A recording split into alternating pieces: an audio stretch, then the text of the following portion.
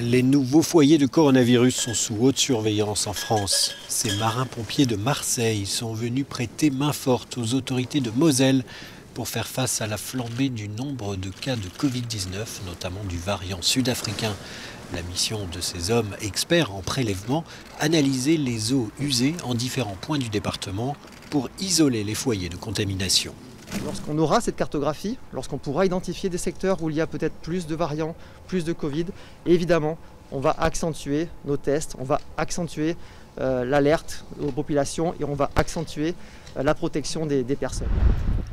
À Dunkerque, un autre point chaud du territoire hexagonal, on ne comprend pas le manque de réaction de l'État qui a décidé, malgré les demandes du maire, de maintenir les écoles ouvertes.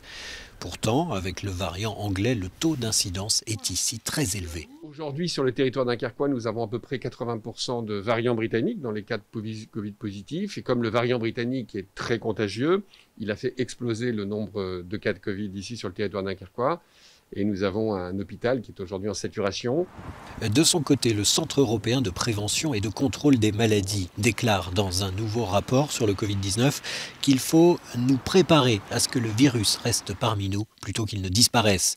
Des interventions de santé publique immédiates, fortes et décisives sont essentielles pour contrôler la transmission et protéger les capacités de soins, ajoute l'organisme européen.